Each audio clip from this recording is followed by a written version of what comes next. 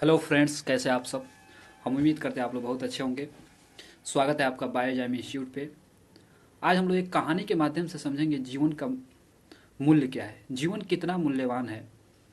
एक बहुत ही बढ़िया आपको हम कहानी सुनाने वाले हैं, तो बने रहिए वीडियो में।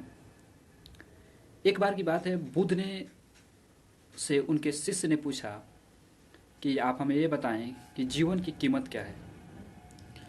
तो बुद्ध ने उस शिष्य को एक चमकता हुआ पत्थर दिया और बोला कि जाओ इसका मार्केट में कीमत पूछ के आओ, लेकिन एक शर्त है कि इसे आपको बेचना नहीं है।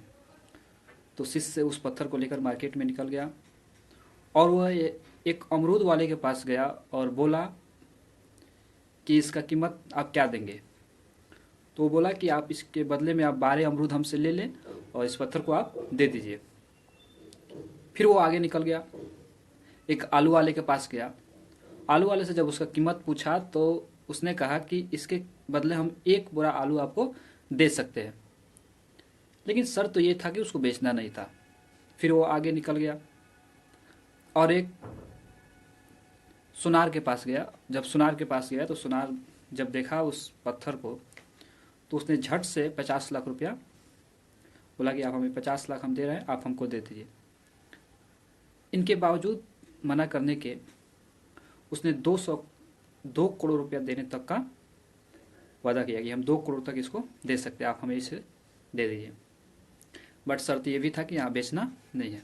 फिर वो आगे निकला, जौहरी के पास गया। जब जौहरी के पास जाता है तो जौहरी सबसे पहले एक कपड़ा लाता है सुंदर सा साफ और उस पर रखता है, उसका परिक्रमा करता है, उसमें माथा टेकता है और उसके बाद कहता है कि आपको ये बेशकीमती पत्थर कहाँ से मिला है।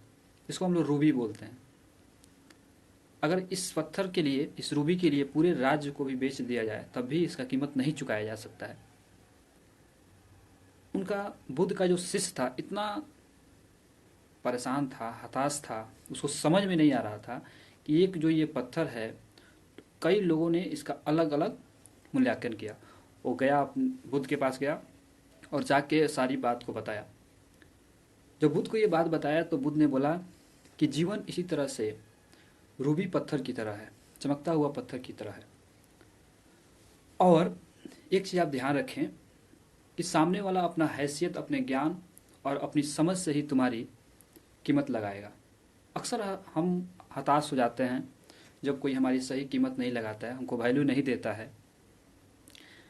लेकिन आपको ये जानकर आश्चर्य होगा कि अली बाबा के संस्थापक जैक मा ने को 10 बार से ज़्यादा हार्वर्ड यूनिवर्सिटी ने दाखिला देने से उसको रोक दिया था। 30 जगह से ज़्यादा बार उनको नौकरी से निकाल दिया गया, लेकिन आज वो दुनिया के सबसे अमीर लोगों में एक हैं। दुनिया कुछ कहा जैक मा को, बट उन्होंने वो अपनी वैल्यू को कभी गिराया नहीं। तो सब कोई अपना वैल्यू जानता है, अपने वैल्यू को कभी नहीं गिराना चाहिए। बर्नआउट सा एक चेतावनी अक्सर देते हैं। वो कहते हैं कि आपको आंकने की कोशिश करने वाले हजारों मूर्ख मिलेंगे, आपको उन मूर्खों में शामिल नहीं होना है। कहने का सिंपल सा मतलब है कि मोरल ऑफ द स्टोरी इस कहानी से यही है कि हम सब अपने अपना कीमत जानते हैं, अपना कीमत खुद लगाना है, ये ना कि दूसरे को ही लगाए। और अपने को कभी कम नहीं समझना है, क्योंकि आप इस वर्ल्ड में यूनिक हैं, आपके जैसा कोई नहीं है। आपके अंदर जो क्वालिटी है दूसरा किसी के अंदर नहीं है। थैंक यू वेरी मच, आप इतना प्यार से इस कहानी को सुने। धन्यवाद।